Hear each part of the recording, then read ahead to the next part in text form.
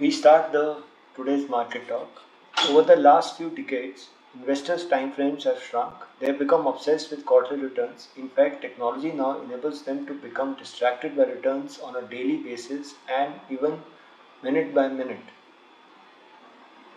Thus, one way to gain an advantage over others is by ignoring the noise created by manic swings of weight of others and focusing on the things that matter in the long term, which is earnings. The ability to survive requires constant adherence to a well thought out approach, control over emotions, and a portfolio built to withstand declines.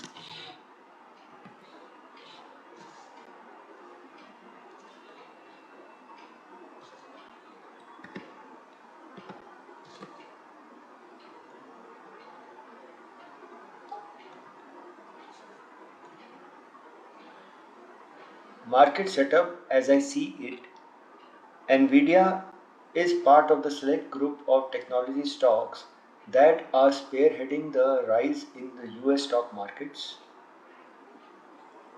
Nvidia has given 39% return over last 1 year. Company has posted 265% revenue growth over last year. Demand for AI chips continues to outstrip supply. Forecast is sales will reach $24 billion in current year, three times the last year.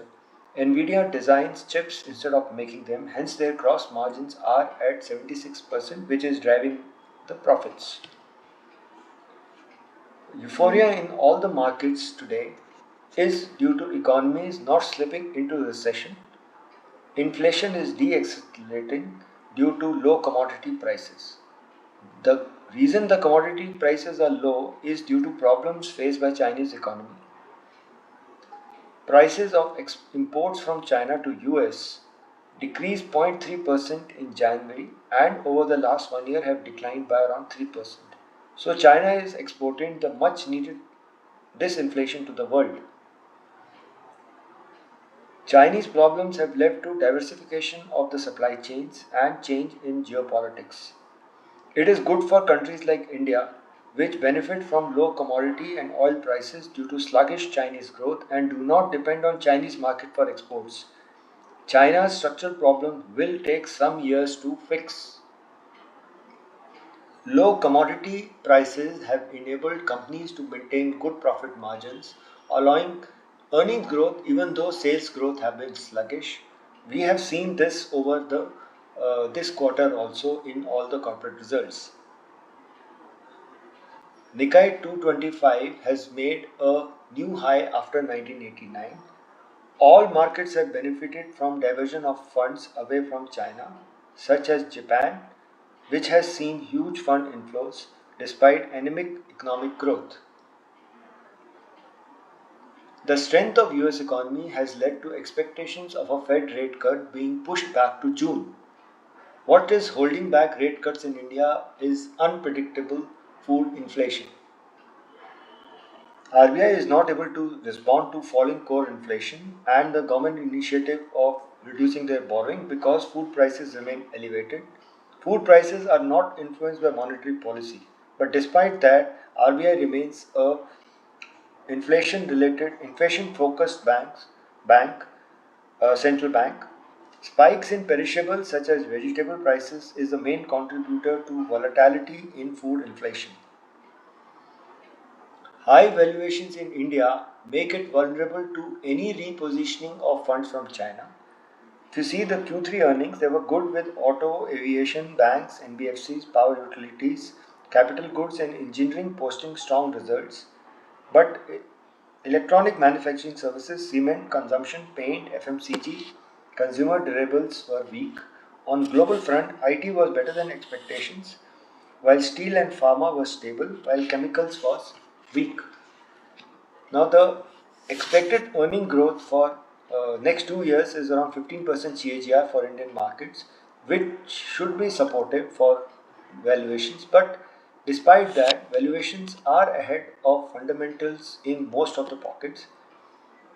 The good part is that the capacity utilization is at 75% for India Inc. and now profit announcements have started picking up. new project announcements have started picking up.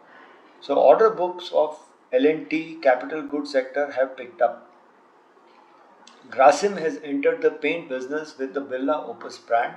Its production capacity will be nearly equal to Berger Paints. Overcapacity in this sector is likely to hamper realizations and margins. Now, in order to gain market share, all the new entrants will offer better quality products, retail discounts, and superior incentives to dealers. So the impact will be on Asian Paints, which has 54% market share as on date, and Berger Paint, which has 20% market share. Size of domestic paint industry is roughly 70,000 crore, and Grasim is eyeing 10,000 crore of revenue in the next 3 years. The other new entrants are Astral, JK Cement, JSW Paints, Pidilite, etc., who have entered the paint sector, and they will all leverage their existing dealer networks to make inroads in the market.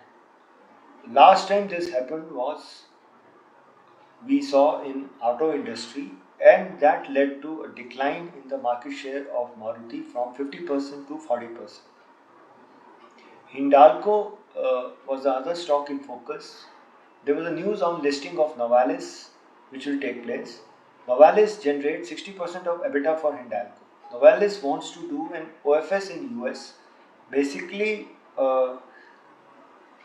it is the selling of stake by EBITDA by Hindalco in Novalis, but Novalis will not receive any proceeds from sale of shares. It will come to the Hindalco unit in India.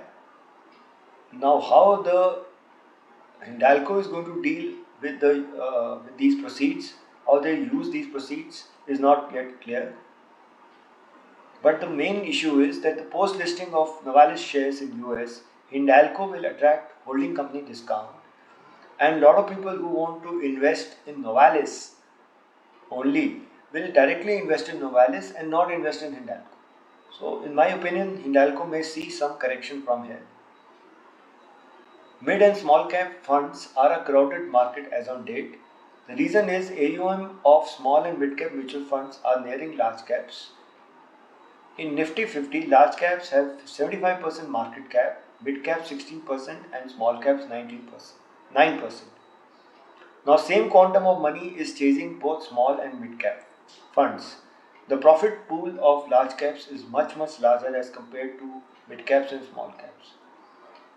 So, these funds, which are presently in mid and small cap category, will perform well in a bull market, but will struggle to meet redemptions in case there is a sharp fall or a correction which takes place because of liquidity issues. We'll see certain technical charts. This is US 10-year weekly chart. Now, the US 10-year yield is on upward trajectory. It is trading above the 20 EMA. Though last week was negative, it corrected because of certain news related to rate cuts and other issues. But if the growth of US economy is strong, the 10-year yield is not likely to correct uh, that easily, and it is likely to remain high. Brent crude it corrected last week, and it is now poised somewhere around $80 to a barrel. It is looking for direction. It gets support at around 70 level, has taken support regularly over the last few years, and there is a declining trend line. So let's see if it tests that declining trend line, that if it is able to break above that. Right now it is not in momentum, and it has been consolidated for some time because there is basically oversupply in the market. But as the world economies are doing well, so the prices are also not declining but not going up also. Dollar index had a negative week, but it is poised at its 20 and 50 EMA, which is very close to each other around 103 levels. And again, it's in a declining trend line.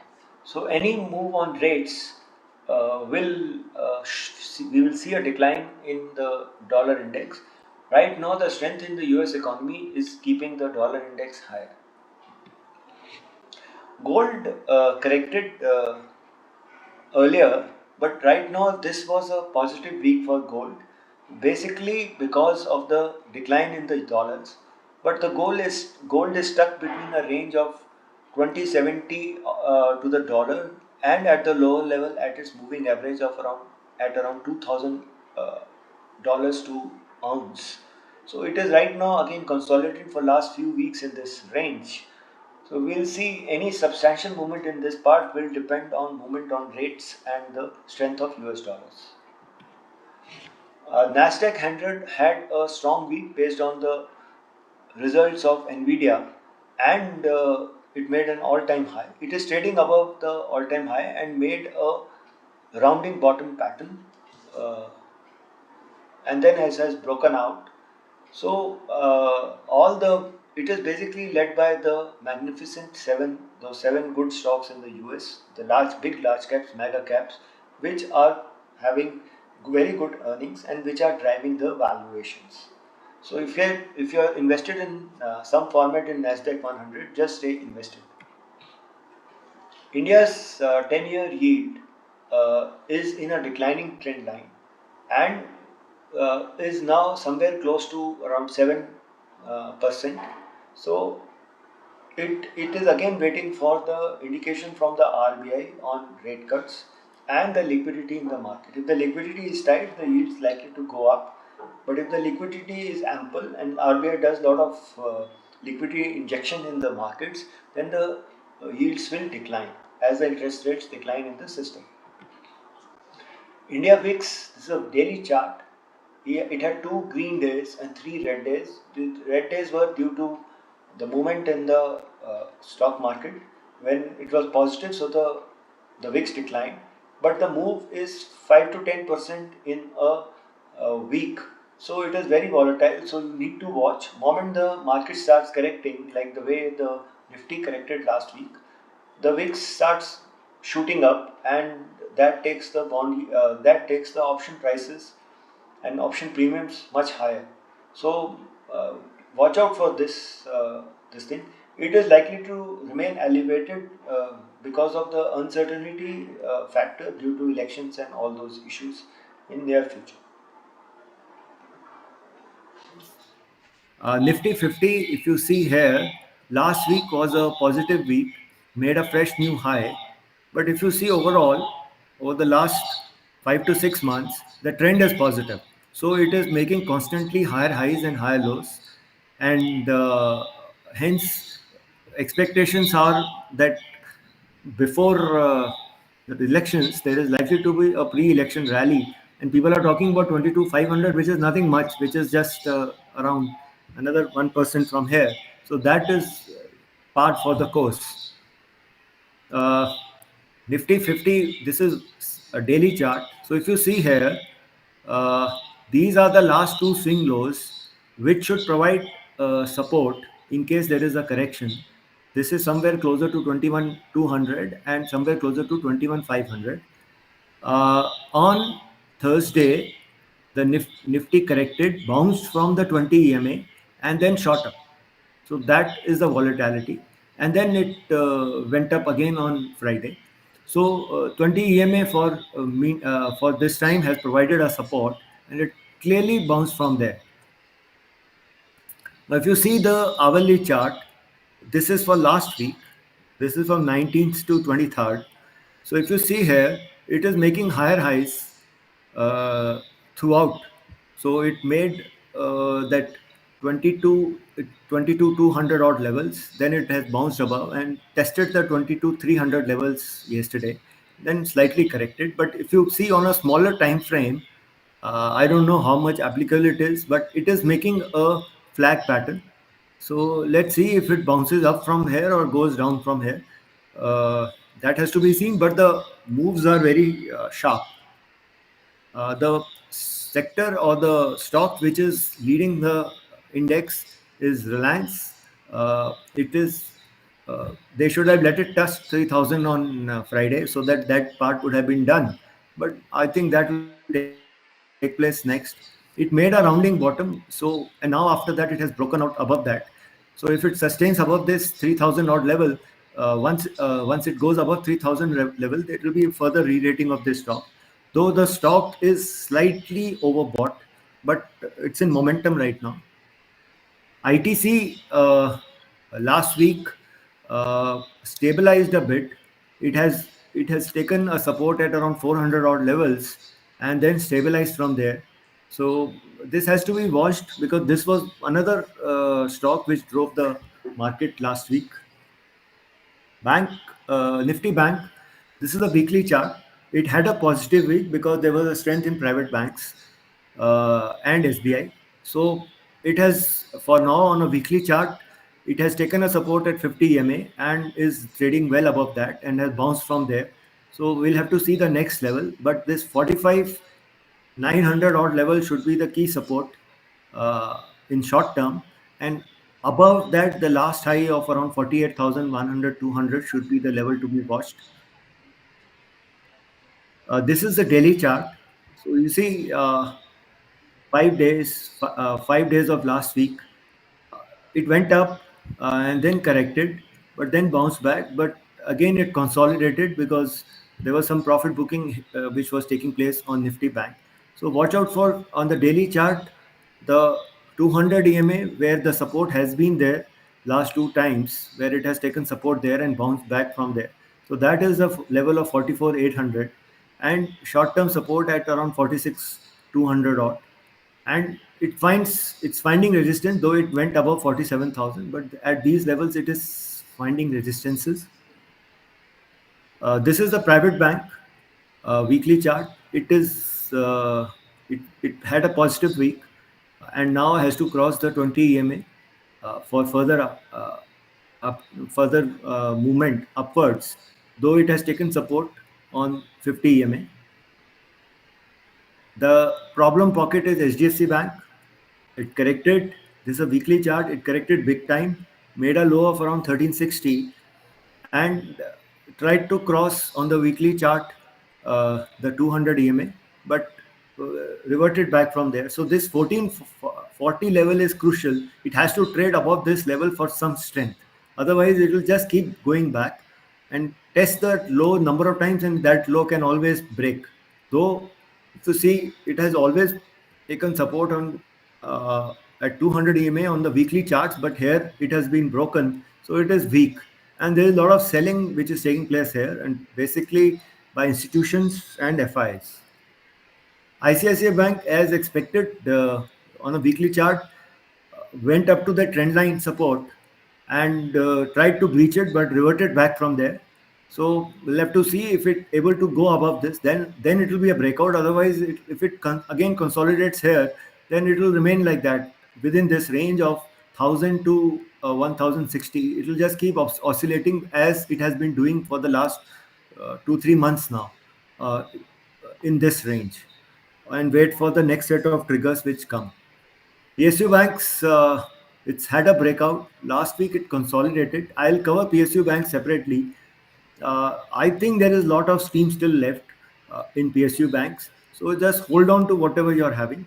And this is just normal profit booking which has taken place. So let's see where it goes from here. SBI, it made a doji now on weekly charts last week. So it's again consolidating its gains. It has broken out from that 620, 625 levels. And after that, it has had a clear breakout. So it has got slightly re-rated now, and it should continue to do well from here. So if you're an investor, don't sell this.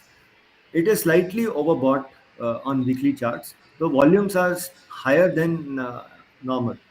Tarun, brokerages are saying that the SBI is likely to go down. फिर तो पक्का ऊपर जाएगा sir. Huh? I'll cover when I'm covering PSU banks na. Okay. I'm covering in detail all the PSU banks. You will see it is very interesting. In my view, I think it should first go to 800 and then may go down. But there is no reason for it to go down. Okay. So that is the point. Till the time it is above, it can always, sir, it has risen up. So, like if you see, it has risen up so much above the moving averages, it can always test. But till the time it is above these moving averages, it is still, in an uptrend, and if it has broken, it trades above the last high. So here profit booking can always take place, right? But the trend is upward, so it will again bounce back. Okay. So if we correct 40, 50 rupees, that should be a good opportunity to enter this stock. So this is the point. Though, and also, everybody is on the long side, so it's overbought. So that is there. So But 700 is a good time to enter, is it? Hanji, because I'll cover this stock, you will understand why I'm talking about fundamentally for these stocks. The next stock is Bank of Baroda. Again, the same, consolidated last week. It has run up a lot. So if it comes to its test the 20 EMA around 230 odd, and it can always bounce back from there. So the trend doesn't change. The overall trend is positive.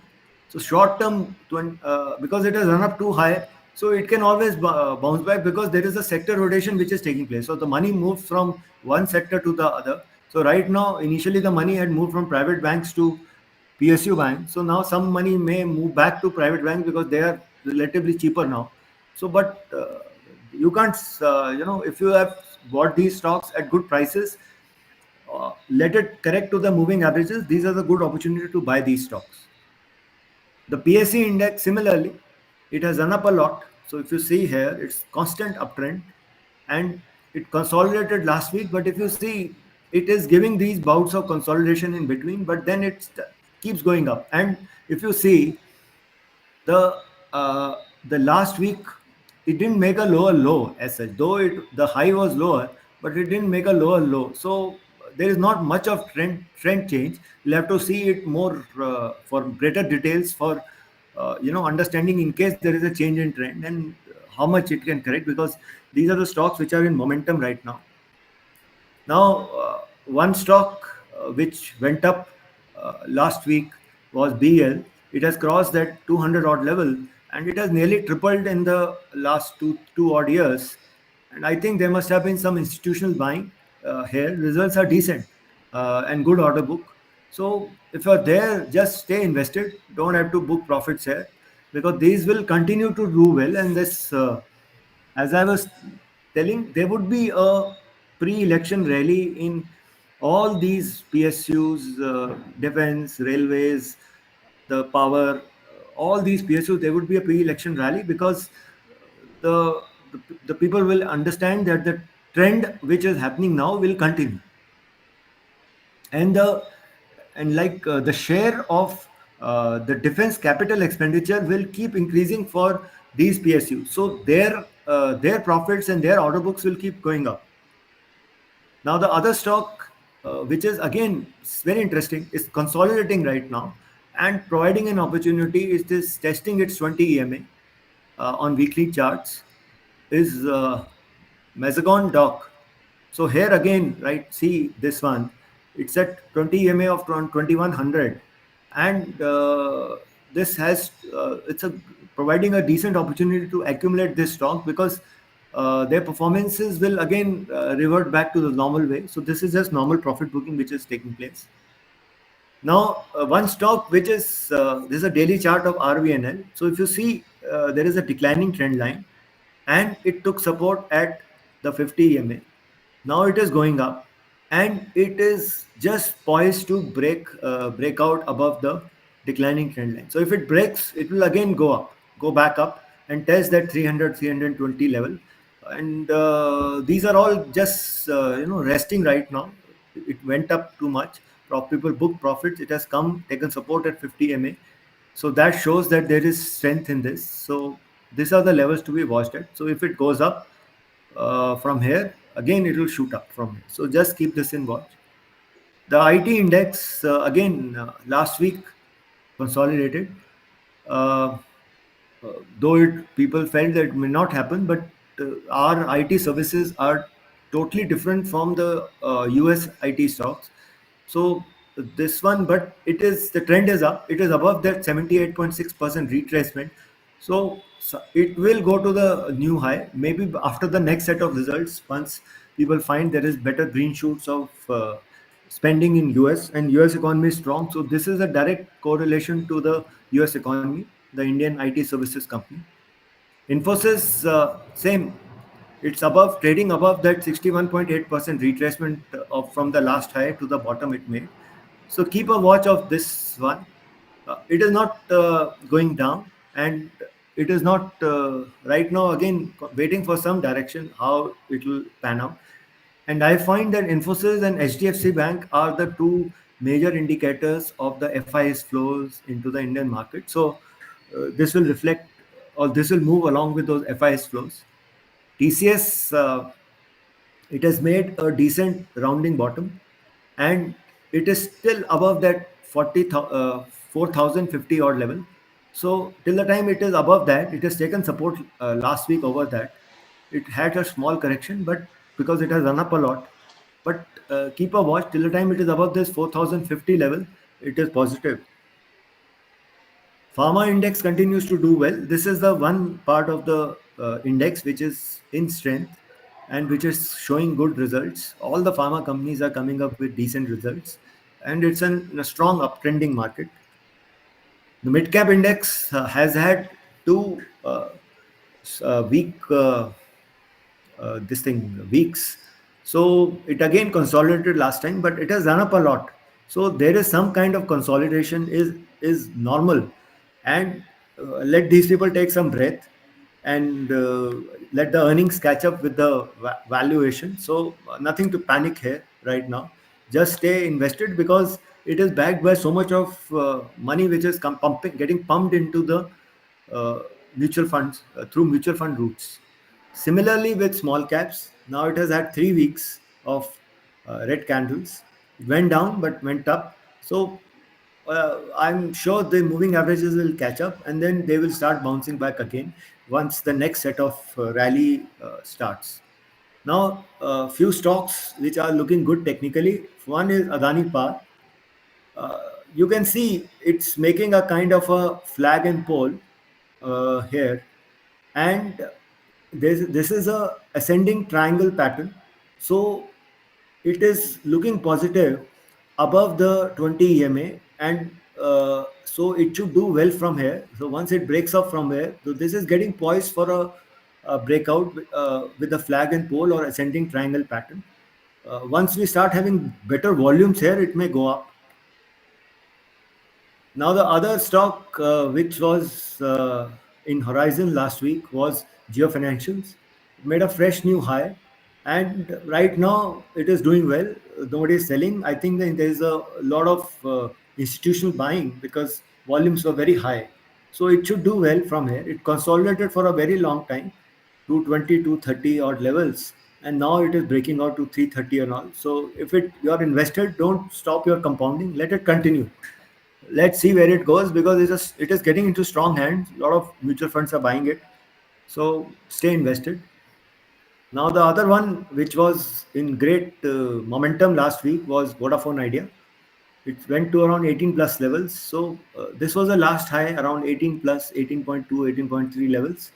So this is again momentum, basically news based on some kind of fund infusion into this by the promoters, and they are going to get into some partnership or something like that. So till the time it is in momentum, just ride the momentum and stay in, make your money here. Nothing related fundamentally into these stocks. Now the few stocks which I will cover today, these are very interesting. First is ABB. Uh, they follow that calendar year system. So they don't follow the financial year system from April to March. They follow the calendar year system because they are MNC from January to December. So ABB ended calendar year 23 on a strong note with revenue growth maintaining above 20% trajectory. EBITDA margin continuing to see strong expansion, 310 basis point expansion in EBITDA margin, resulting in supernormal profit after tax growth. Order inflow and order book growth of 23% and 29% continue to provide visibility for the near-term growth to sustain. This is a key reason for this stock to go up. ABB's strong continued performance has been led by both steady state growth in its core end user industries such as cement and oil and gas, high capex growth in key segment of railways and metros, its increased penetration in electronics and food and beverages, and entry into tier 2 and tier 3 cities. Strong investments is expected in transportation infrastructure, particularly high-speed trains, building infrastructure, airports, malls, stadium, etc. Power distribution solutions with high growth power demand and increasing load complexity. For calendar year 23, order inflow is at 12,520 crore, which you will see is at least projected revenue for the next year. So that is taken care. Driven by electrification, 20% year-on-year growth, and motion 30% year-on growth. With process automation saw 5% year-on-year fall in orders, but it can always come back. Focus market is railways and metros. Now, if you see here, this was the Q4 result. This is in millions. So this was roughly 2,757 crore. Actually, for ABB, the best quarter was the last quarter, where it showed roughly 10% odd growth. And now, because of the Q and Q, it has not moved much, but year on year, there is 13 odd percent growth. The other thing to look at is the margins. So the margins which had gone down to around 11 to 13% have now come back to around 15%. So that is why Q and Q, if you see, the growth is muted. Even the PAT growth and all the PAT growth and all is muted. But the year-on-year growth is good, and people are because of the high quality of the business. That's why there are a lot of brokerage upgrades. Now, if you see the segment-wise performance, so if you see here, robotics and discrete automation did 71% year-on-year growth. Motion was down. Electrification is up nearly 20%. Industrial automation again up 20%. Others 55%. Total revenue growth of around 13%. EBIT margins have improved in robotics and discrete automation, motion, electrification, etc. So this here was low, but it should do well because these are they are getting into some very niche business. So what we have seen is that muted Q4 calendar year 23 showed that it missed estimates by around 10%, but strong order inflow is supporting the valuation. Large order shares has moved up from 8% to 15% in calendar year 23. Basically, all the railways and metro related orders. Structural trends in electrification, industrial automation, urban infra support these kind of stocks. Revenue and EPS to compound at 20% CAGR over the next 2 years. So let's see that. Now, if you see here, the expectations are that for calendar year 24 and 25, the revenue is likely to go at least 20% up over 2 years, and margins are going to be stable around 14-15%. And the EPS growth will be also similar, 20 to 20 odd percent growth. Now, please understand that the profits, if it grows up 20% plus or 20-25% every year, that means the profits will double every 3 years. So that is the reason why this stock is getting a very high valuation. ROE is also supposed to improve, including ROCE. So debt is not there. So it's a good stock to have. So if you see here, the calendar year 25 expected EPS is around 85 to 88 odd rupees. This is the high estimate, but I have seen estimates of 85 also. So let's assume somewhere between around 85 at 60 PE, you can safely give it a target of 5,000 to 5,200, where it is presently there. So it is generally fully priced, but in this kind of a bull market, it can always go higher. Revenue growth has moderated in this quarter basically because of base effect, because the last quarter was very strong. But the strong performance is likely to continue. Motion segment saw revenue falling due to competitiveness in low voltage motor business. Even CG Power also had the same result because the low voltage motor business saw some degrowth. ABB, if you remember, I had covered it earlier. ABB has a partnership with Titagarh to design and supply equipment for metros coaches for Gujarat.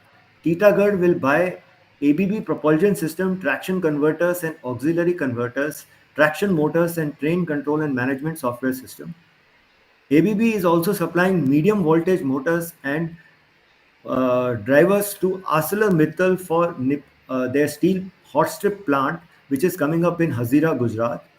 They also have a contract to automate Reliance Life Sciences biopharma facilities at Nasik. So the stock is getting into niche kind of businesses. Now, if you see this chart, it had a re-rating post Q2. Then it went up, made a fresh high, and now it has broken out above that. Now, some brokerages have given a target, and with big volumes, slightly overbought, but some brokerages have given a target of 6,000 also for this crop based on basically the growth it is likely to have and the basic infrastructure led development in India. The point here to note here is that this is a business where there is predictable growth. You can see the growth for at least 2 3 years, and we are giving it around 50 60 p.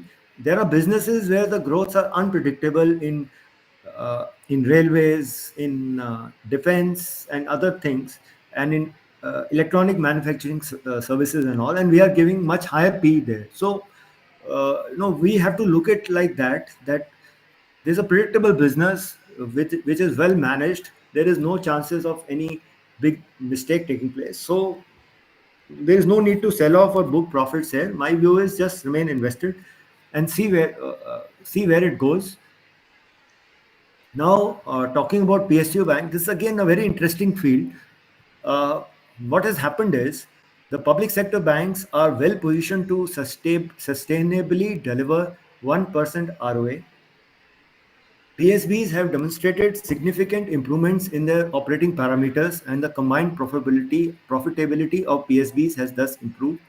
Several public sector banks have raised capital from the market, you would have seen now, and have a healthy tier 1 ratio, which should aid business growth, particularly as the capex cycle is likely to revive post general elections. Now, tier 1 capital ratio is the ratio of banks' core tier 1 capital, which is basically its share capital and the reserves and preference shares, etc., and not the debt that NCDs which it issues. Uh, Divided by the total risk-weighted assets of the bank. Under Basel III Accord, the value of bank's Tier 1 capital must be at least 6% for its risk-weighted assets. Now, ROA, which is above 1%, implies there would be scope for continued earning upgrades for these banks. The other point is PSCBs will continue to benefit from their established distribution network, strong geographical presence, and improving digital initiatives. Overall, public sector banks to report 10% CAGR in deposits over FY 23-26. The asset quality of PSBs has been steadily improving, supported by improved underwriting and continued recovery. Their provision coverage ratio has improved to 74% in FY23 from 48% in FY18. So they are well covered in terms of their NPS.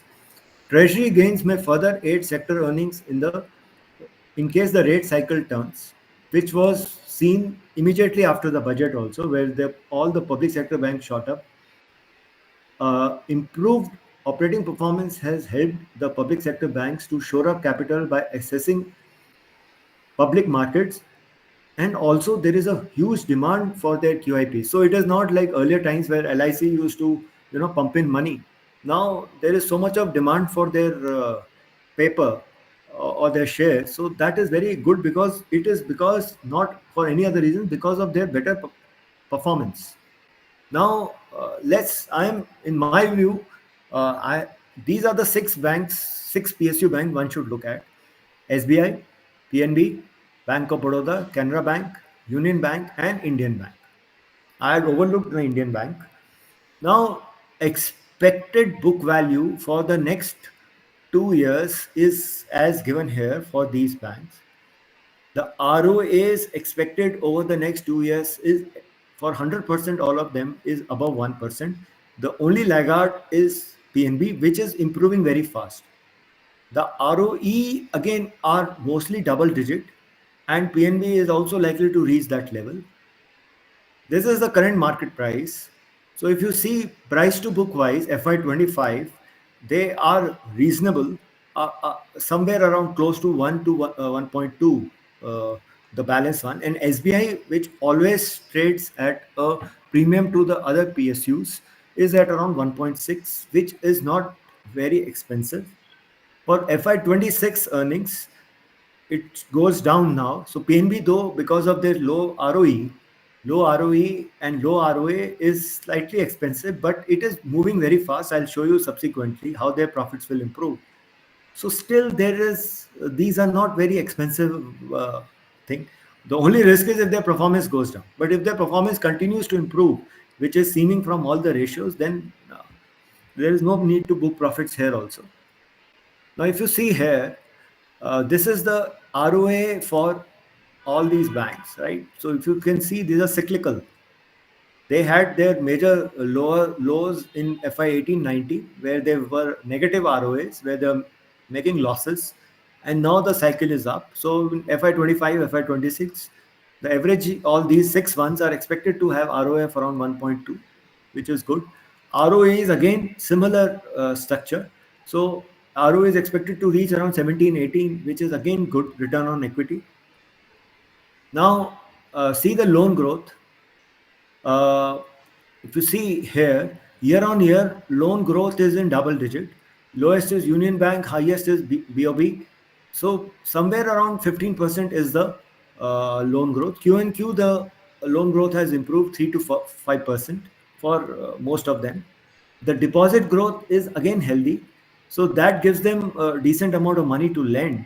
So if you see, they are somewhere close to double-digit deposit growth. So that's what is expected, around 10% deposit growth and 15% loan growth.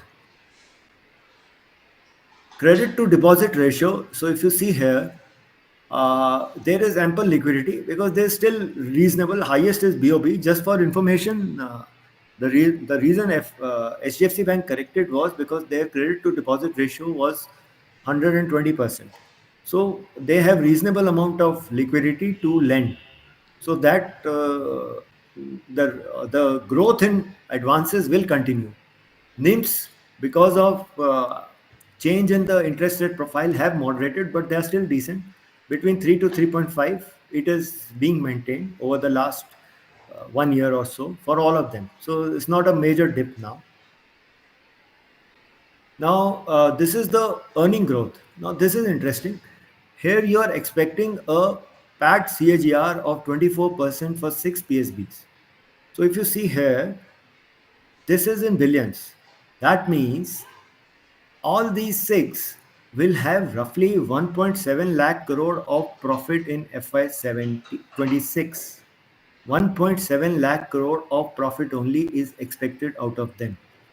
That means SBI is likely to have roughly 80,000 crore of profit in FY26 that is expected, and the CAGR is 24%. That means they will double every 3 years.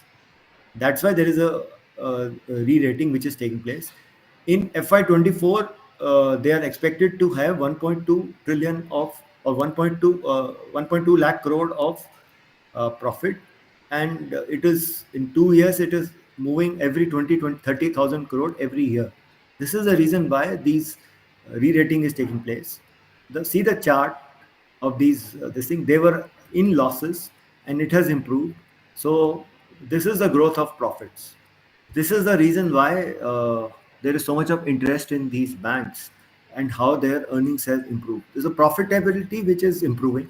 And now if you see here, PNB is the one which is expected to have highest profit growth among all of them, because rest of them have moved up. PNB is expected to improve their ROE now over the next 1 or 2 years. Hence, their profit growth is going to be the highest among them over the next few years. So from 30 to say from 25, it is going to reach 2,500 crores. It is going to reach 6,300 crores now in FY24, and it will nearly double and then become 3x in next 2 years. So this is the growth which is we are seeing. Now let's see their books. GNPA ratio is, which had gone up to roughly 14%, 14.6% is declined.